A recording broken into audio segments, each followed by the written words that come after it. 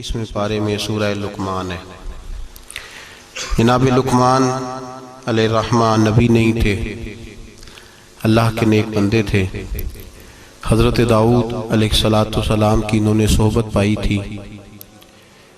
رنگ کالا تھا، ہونٹ موٹے تھے، لیکن اللہ تبارک و تعالی نے حکمت اور دانائی بڑی عطا فرمائی تھی۔ آپ کی اس حکمت اور امور خیر کی وجہ سے دور دراز سے لوگ آپ کی خدمت میں حاضر ہوتے تھے اور آپ سے اللہ تبارک و تعالی کی عطا کردہ حکمت اور دانائی سے فیض یاب ہوتے تھے۔ حضرت لقمان نے اپنے بیٹے کو کچھ نصیحتیں فرمائیں۔ اپنے بچے کو انہوں نے کچھ چیزوں کے بارے میں تربیت دی۔ اللہ تبارک و تعالیٰ کو ان کی وہ باتیں اور وہ انداز اتنا پسند آیا کہ رب نے اس کو قرآن مجید میں بیان فرما دی، اور اللہ تبارک و تعالیٰ کا اس چیز کو قرآن مجید میں بیان کرنا اس بات کی دلیل ہے کہ اللہ تبارک و تعالیٰ کی یہ رضا ہے کہ مسلمان اپنے بچوں کی تربیت اسی انداز میں کریں، اسی انداز میں اپنے بچوں کی تربیت کریں۔ یہ عنوان اور یہ باتیں ماں اور باپ کو سیکھنی چاہیے، بلکہ ہمارے بعض بزرگ تو فرماتے ہیں کہ جس بیٹے اور بیٹی کا نکاح کرنے کا ارادہ ہو، اس کو جہاں اور ان کی ضرورت کے مسائل سکھائے جائیں، وہاں انہیں سورہ لقمان کی ان آیات کی ضرور ان تک پیغام پہنچایا جائے، تاکہ انہیں پتہ ہو کہ کس نہج پر، کس بنیاد پر اور کس طریقے سے ہم نے اپنے بچوں کو اللہ تبارک و تعالیٰ کی رضا کے مطابق ڈھالنا۔ انسان سب سے زیادہ مخلص اپنی اولاد کے ساتھ ہوتا ہے۔ اس پر علماء نے کلام کیا ہے کہ بچے بھی اپنے ماں باپ کے ساتھ اتنے مخلص ہوتے ہیں کہ نہیں۔ اس میں تو شک ہے کہ ہو سکتا ہے بچے اپنے ماں باپ کے ساتھ اتنے مخلص نہ ہوں، لیکن یہ طے شدہ بات ہے کہ ماں باپ اپنی اولاد کے ساتھ وہ مخلص ہوتے ہیں، ان کا خلوص مکمل ہوتا ہے اپنے بچوں کے ساتھ۔ تو حضرت لقمان جب اپنے بچے کو نصیحت کر رہے تھے تو وہ ان باتوں کی طرف دلا رہے تھے جو وہ سمجھتے تھے کہ بڑی ہی ضروری ہیں، جن کی وجہ سے ان کا بچہ بڑی خیر پا جائے گا، مکمل کامیابی دنیا اور آخرت کی حاصل کر جائے گا۔ ہم اپنی اولاد سے مخلص ہوتے ہیں، ہمارا اپنی اولاد کے معاملے میں رویہ بڑا خوبصورت اور ہمارا دل اپنے بچوں کے بارے میں بڑا صاف ہوتا ہے۔ ہم چاہتے ہیں کہ ہماری اولاد شجر سایہ دار بنے، دنیا میں وقار حاصل کرے، روزی بھی اللہ تبارک و تعالی شان والی عطا فرمائے، اللہ انہیں ہر لحاظ سے نواز دے۔ تو قرآن مجید ہمیں تربیت دیتا ہے، قرآن مجید ہمارے ذہنوں کی ذہن سازی فرماتا ہے کہ پھر تم اس طرح اپنے بچوں کو ڈھالو، اس انداز میں اپنی اولادوں کی تربیت کرو۔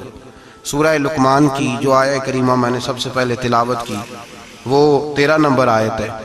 اللہ تبارک و تعالیٰ نے ارشاد فرمایا وَإِذْ قَالَ لُقْمَانُ لِابْنِهِ، جب حضرت لقمان نے اپنے بیٹے سے کہا، وَهُوَ يَعِظُهُ، اور وہ اپنے بیٹے کو نصیحت کر رہے تھے۔ سب سے پہلے انداز کیا اختیار فرمایا، یا بنیا، اے میرے بیٹے۔ لفظوں میں حسن دیکھیے، اے میرے۔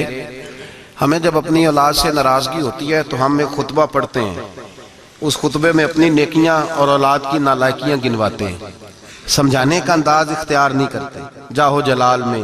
اور بعض اوقات معاذ اللہ تعالیٰ کچھ ایسے بھی لوگ ہوتے ہیں جو گالی بھی دیتے ہیں، سخت سست بھی کہتے ہیں، لفظوں کی حرمت کا پاس نہیں کرتے، اور وہ خطبہ وہ آدھے گھنٹے کا ہو، 25 منٹ کا ہو، وہ دے کے ہم نکل جاتے ہیں، ہم نے بڑا ستایا ہے تم نے۔ لیکن ہم کسی موقع پر بھی اس پھول کو جڑی بوٹی سے علیحدہ کرنے کی کوشش نہیں کرتے۔ ہم جو انداز ہونا چاہیے وہ انداز ہم اختیار۔ کب ایسا ہوا ہے کہ ہم نے بچے کو بلایا ہو، اس کو اپنی شفقت کی چادر کے نیچے بٹھایا ہو، پھر اس کو ہم نے نصیحت کی ہو؟ اور اگر ہم کبھی نصیحت کرتے بھی ہیں تو وہ دنیا داری کی نصیحت ہے، وہ مال دولت جمع کرنے کی نصیحت ہے، وہ زمانے میں اونچا مقام پانے کی نصیحت ہے۔ حضرت لقمان اپنے بیٹے کو نصیحت کرتے ہیں تو کہتے ہیں یا بنیا، او میرے بیٹے کا لفظ حسین جملہ۔ اللہ کے رسول صلی اللہ علیہ وسلم نے فرمایا اکریموا اولادکم، اپنی اولاد کی عزت کیا کرو۔ اپنی اولاد کی ذرا بول کے بتائیے گا، اولاد کی، کس کی؟ کون عزت کرے؟ ماں باپ کس کی عزت کریں؟ بیٹا جی کہہ کے پکارو، میرا بیٹا کہہ کے پکارو، ان کو وقار دو، ان کو عزت دو۔ اولاد کے لیے تو خیر اصول ہے کہ اولاد عزت کرے گی، اس کے لیے تو کہہ دیا کہ ماں باپ جنت بھی ہیں تیری دوزخ بھی ہیں، لیکن ماں باپ کو بھی حکم ہے کہ بچوں کے لیے اعزاز کے جملے استعمال کرے۔ ہمہ وقت کا ڈانٹنا، ہمہ وقت کی تلخی یہ مناسب نہیں ہے، ان کے لیے عزت کے جملے استعمال کرے۔ یا بنیا، اے میرے بیٹے، پہلا درس کیا دیا؟ فرمایا لا تشرک باللہ، بیٹے اللہ کے ساتھ شرک نہ کرنا۔ کیوں؟ ان الشرک لظلم عظیم، بے شک شرک بہت بڑا ظلم ہے۔ سب سے پہلی نصیحت اپنی ذات کے لیے نہیں کی۔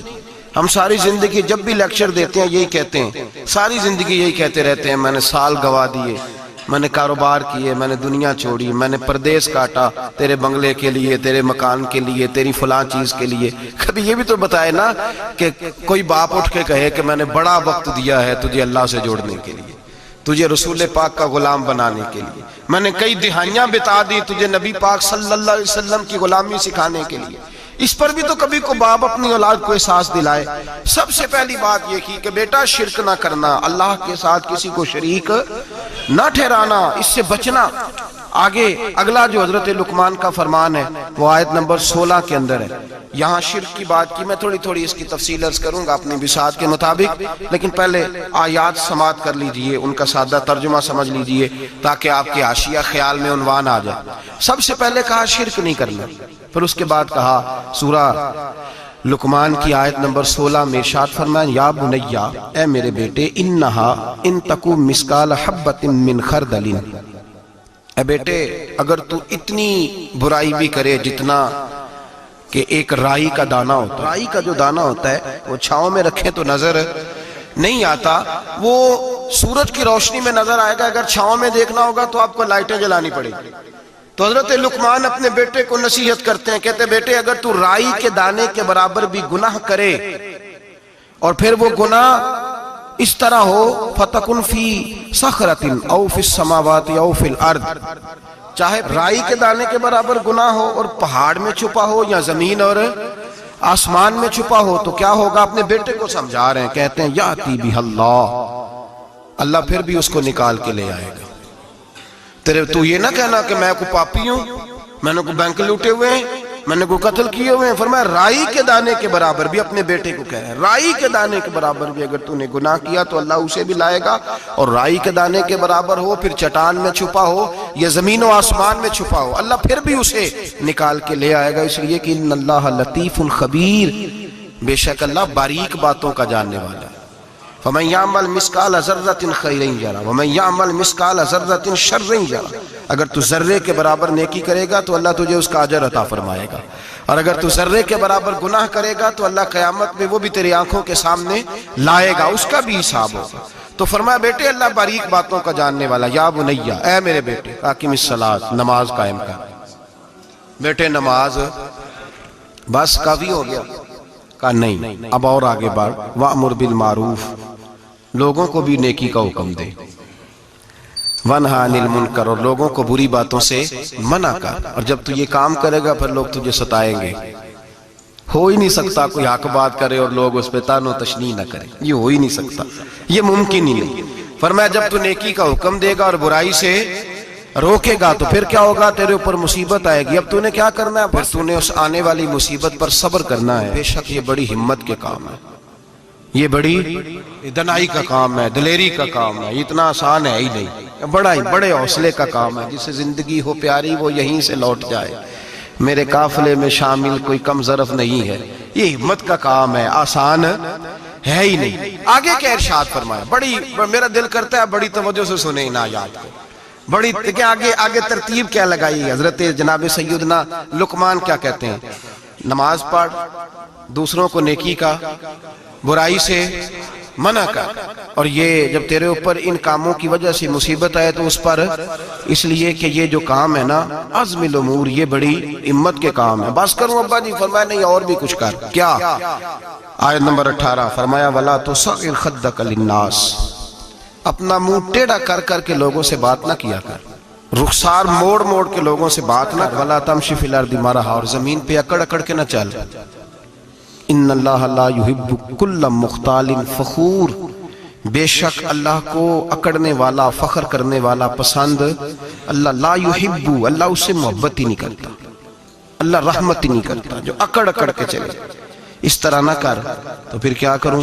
آیت نمبر 19 شروع ہو گئی، وقصد فی مشیک، درمیانی چال چل، وغضض من صوتک، اپنی آواز پست رکھ، اپنی آواز جو اعلیٰ ظرف ہوتے ہیں ہمیشہ جھک کے ملتے، صراحی سرنگوں ہو کر بھرا کرتی ہے پیمانے، اس طرح کر کے تو درمیانی چال چل اور اپنی آواز کو وغضض من صوتک، اپنی آواز کو پست رکھ، اس لیے کہ ان انکر الاصوات لصوت الحمیر، اللہ کو جو آواز سب سے ناپسند ہے اور سب سے بری آواز ہے وہ گدھے کی آواز ہے۔ چلا چلا کے نہ چل، تو ضدی ہو گیا تب شور نہ کر، یہ تربیت ہے اپنی اولاد کے لیے۔ سب سے پہلے ارشاد فرمایا جا رہا ہے کہ تو نے شرک نہیں کرنا۔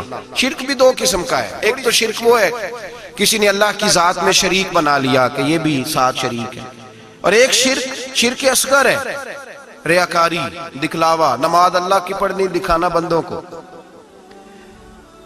مسجد میں پیسے کس کی رضا کے لیے دینے ہیں؟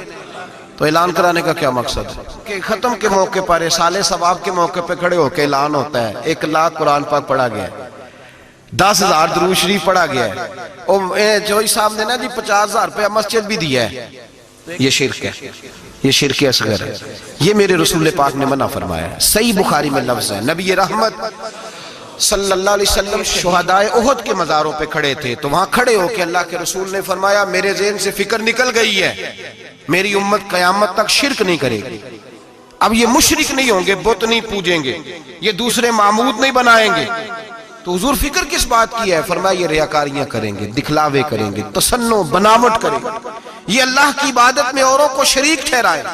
میرے دوستو یاد رکھو، سب سے پہلا حکم حضرت لقمان اپنے بچے کو دے رہے ہیں اور بتا یہ رہے ہیں کہ بیٹے اللہ والا بن جا، بیٹے اللہ سے جڑ جا، شرک نہ کرنا، شرک بہت بڑا ظلم ہے۔ میرے بھائی سب نے مفسرین نے اپنی اپنی بات لکھی، میرے استاذ گرامی یہاں فرمایا کرتے تھے بھائی اگر تو دنیا میں اپنے بیٹے کو دھوپ میں بیٹھا دیکھے تو تیرا دل پھٹ جاتا ہے، یہ دھوپ میں کیوں بیٹھا ہے؟ اس کو شرک سے بچا، شرک اکبر سے بھی بچا، اصغر سے بھی بچا، خفی اور جلی دونوں قسم کے شرک سے بچا۔ دنیا میں تیرا بیٹا دھوپ میں ہو تجھ سے برداشت نہیں ہوتا، بتا اگر تیرا بیٹا جہنم میں گیا تو تجھے کیسے برداشت ہوگا؟ آگ میں جلتا ہوا تجھے، اسے اللہ سے جوڑ دے، اسے رسول اللہ صلی اللہ علیہ وسلم کا غلام بنا دے۔ میرے نبی کریم سید عالم صلی اللہ علیہ وسلم نے فرمایا جب تیرا بیٹا 7 سال کا ہو جائے تو اسے مسجد لے کے جا، 3 سال تک لے کے جا مسجد، 10 سال کا نماز نہ پڑھے تو سزا دے، 3 سال تک خود اپنے ہاتھوں سے ٹریننگ دے، اسے مسجد لے جا، آداب مسجد بتا، اسے نماز سکھا، تو خود لے کر کے جا، بھیجنے کا نہیں کہا۔ فرمایا جب بچہ 7 سال کا ہو جائے تو اسے مسجد، بڑی محنت کرتے ہیں ہم بیٹے کو بنگلہ دینے کے لیے، بینک بیلنس دینے کے لیے، دن رات ایک کر دیتے ہیں، خدا را اسے نمازی بنانے کی بھی محنت کرو۔ حضرت بابا فرید الدین گنج شکر رحمت اللہ تعالیٰ علیہ کی اماں کہتی ہیں جب میرا بیٹا پیدا ہونے والا تھا تو میں رب کی بارگاہ میں دعا کرتی تھی اللہ اگر تو مجھے بیٹا دے تو اس طرح کا دینا بیٹا میرا ہو پر بندہ تیرا ہو، اے اللہ اگر بیٹا دینا تو اس طرح کا دینا، میرے اللہ اس طرح کی مجھے اولاد دینا کہ دودھ وہ میری چھاتی سے پیے پر شکر تیرا ادا کرے، اے اللہ اگر بیٹا دینا تو اس طرح کا دینا کہ قوت روٹی روزی وہ زمین پہ کھائے لیکن اسی زمین پر وہ تیرے دین کا سپاہی بھی بنے، وہ مجاہد فی سبیل اللہ بھی بنے۔ حضرت بابا صاحب کہتے ہیں مجھے شکر پسند تھی، اماں بڑے جتن کرتی ہے بیٹے کے لیے، بڑا کچھ کرتی ہے، اور بیٹے روٹی ٹائم پہ کھانا فلاں کہتے ہیں مجھے شکر پسند تھی، میری اماں سردیوں کے ٹھنڈے موسم میں اٹھ کے میرے لیے پانی بھی گرم کرتی، مصلی بھی بچھاتی اور پھر ایک پڑیا شکر کی بنا کے میرے مصلی کے نیچے بھی رکھتی، کہتی بیٹا نماز پڑھیں تو اللہ شکر دیتا ہے۔ آپ فرماتے ہیں میں روز نماز کی 5 نمازوں کا وقت مصلی اٹھاتا تو پڑیا شکر کی ملتی، سکول اور مدرسے کے میں اپنے کلاس فیلوں کو بھی کہتا نماز پڑھو بڑی پیاری شکر ملتی ہے، کہتے ہیں میں روز شکر کھاتا۔ ایک سویرے فجر کی نماز میں اماں نے وضو تو کرایا، مصلی بھی بچھایا، پر دیہات کی وہ سادی بی بی جس کا سارا کام بھی خلوص پہ مبنی تھا، جو آکسفورڈ سے پڑھی ہوئی تو نہیں تھی لیکن آداب ممتا اسے سارے آتے تھے، جو کسی یونیورسٹی کی سند یافتہ تو نہیں تھی لیکن بیٹے کے ساتھ کس طرح کا رویہ اختیار کرنا ہے یہ سارا اسے پتا تھا۔ کہتے ہیں سادی اماں نے سارے کام کیے لیکن شکر رکھنا بھول گئی۔ بابا صاحب کہتے ہیں میں نماز پڑھنے لگا تو ماں نے یہ بھی بتایا تھا کہ نمازی کے آگے سے نہیں گزرتے، نمازی کے آگے نہیں ہوتے۔ اب اماں کہتی ہے میں مجبور ہوں، درس بھی میں نے دیا ہے، بھول گئی ہوں، اب شکر رکھنے جاؤں گی تو پردہ کھل جائے گا۔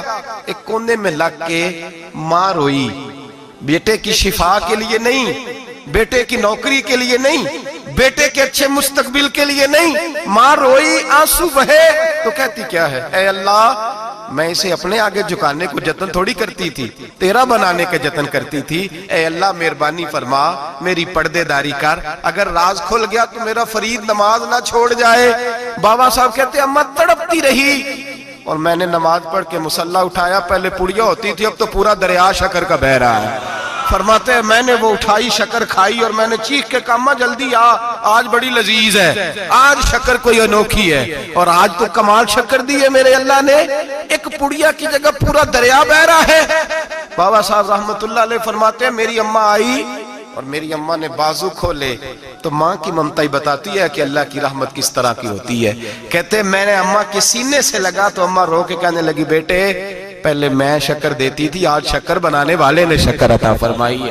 ساری زندگی پیشانی سے سجدے کا نور نہیں گیا، ساری زندگی وہ لذت عبادت نہیں گئی، اس لیے کہ استاد نے ڈنڈے سے نمازی نہیں بنایا تھا، اس لیے کہ پیر صاحب نے یہ کہہ کہ نمازی نہیں بنایا تھا کہ نماز پڑھو گے تو روٹی میں برکت ہو جائے گی، اس لیے کہ علامہ صاحب کا وہ بات سن کے ہم نمازی نہیں بنے تھے کہ جس نماز میں بتایا جاتا ہے کہ بیماریاں ختم ہو جائیں گی نماز پڑھنے سے۔ اماں نے رب سے جوڑنے کے لیے نمازی بنایا تھا۔ ساری زندگی بابا صاحب کہتے رہے اٹھ فریدہ ستیا چاڑو دے مسیح، چل ہن اٹھ فریدہ ستیا چاڑو دے مسیح، او تو ستا ہے رب جاگدا تیری ڈاڈے نال پرید۔ ساری زندگی نماز کی ٹریننگ دینا، اپنے بچوں کو اپنے رب سے جوڑنا، اپنے بچوں کو اللہ کے ساتھ ان کا تعلق بنانا، ان کو رب والا بنانا، انہیں رسول پاک کا غلام بنانا، یہ ڈیوٹی ہے ماں باپ کی۔ ماں باپ اپنے بچوں کے سینوں میں اللہ کی محبت داخل فرمائے۔ میرے نبی کریم سید عالم صلی اللہ علیہ وسلم نے ہمیں جن چیزوں کے بارے میں تلقین کی ان میں سے ایک یہ ہے کہ اپنے بچے کو نمازی بناؤ، انہیں مسجد لے کر کے جاؤ، انہیں پیغام اللہ کے دین کا پیغام خود سکھاؤ۔ شرک کے بعد جو ارشاد فرمایا وہ یہ ہے کہ چھوٹا سا گناہ، یا بنیا ان تکو مثقال حبۃ من خردل فتکن فی صخرۃ او فی السماوات او فی الارض، بیٹے چھوٹا سا رائی کے دانے کے برابر بھی گناہ اگر تو کرے گا، اور وہ گناہ چاہے پہاڑ کے پیچھے ہو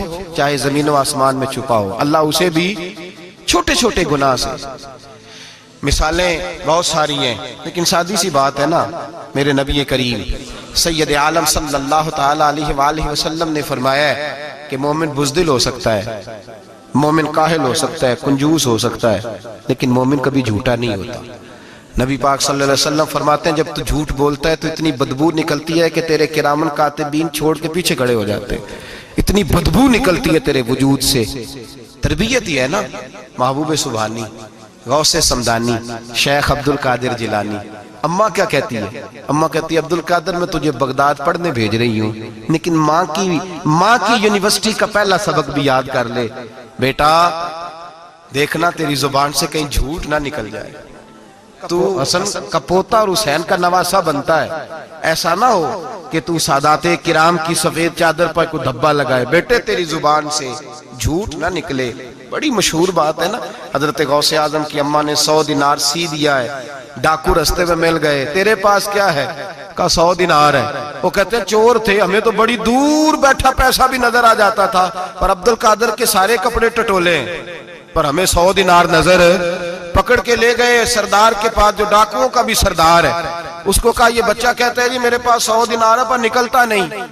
وہ کہنے لگے بیٹے جس کے پاس پیسے ہوتے ہیں وہ بتاتا تو نہیں، تو تیرے پاس ہیں بھی نہیں تو کیوں شور کر رہا ہے؟ تو آپ کہنے لگے ہیں میرے پاس، کدھر ہیں؟ یہ غور کیجیے۔ اماں کہتی ہے بیٹے تم نے جھوٹ نہیں بولنا، کہتے 100 دینار یہاں سیا ہوا ہے۔ ڈاکو کہنے لگا تھے تو نظر کیوں نہیں آتے؟ تو غوث اعظم جیلانی کہنے لگے میرے پاس ہیں، تمہیں نہیں نظر آئے تو علیحدہ بات ہے۔ کہا کدھر ہے؟ تو یوں کھول کے دکھایا اپنا کرتا بٹن کھول کر، یہ سیے ہوئے ہیں۔ डाकुओं के सरदार ने देखा तो पैसे तो अपनी जगह थे, बेटे का चेहरा देखने लगा, कहने लगा छोटे से बेटे लोगों के पास होते भी हैं तो डाका पड़ जाए, लोग छुपाने की कोशिश करते हैं, तूने जाहिर क्यों किए? तो हजरत गौसे आजम की सच्ची जुबान, चेहरे पे इत्मीनान की रोशनी और अम्मा की यूनिवर्सिटी से ली हुई डिग्री और बाप के इदारे से ली हुई सनद, हजरत गौसे आजम जिलानी उस डिग्री का अपना इल्म आगे तकसीम करने लगे। कहने लगे सारा कुछ हो सकता है, अब्दुल कादर की मुंह से झूठ नहीं निकल सकता, इसलिए कि मैं मां से वादा करके आया हूं कि जिंदगी में हमेशा सच बोलूंगा, झूठ नहीं निकलेगा। और लफ्जों की सदाकत थी, 11-12 साल की उम्र, मासूमियत के जुमले ऐसे निकले कि डाकुओं का सरदार कांपने लगा, राशा तारी हो गया, पलट के उसके आंसू निकले। हजरत गौसे आजम चले तो पीछे पीछे चल दिया, कहा तू मेरे पीछे क्यों आ रहा है? कहने लगे जिस मस्जिद तुम जाओगे मैं भी उसी मस्जिद में नमाज पढ़ूंगा। अपने वर्करों से कहने लगा तुमने डालने हैं डाके तो डालो, मुझे तो इसके सच ने धो डाला है।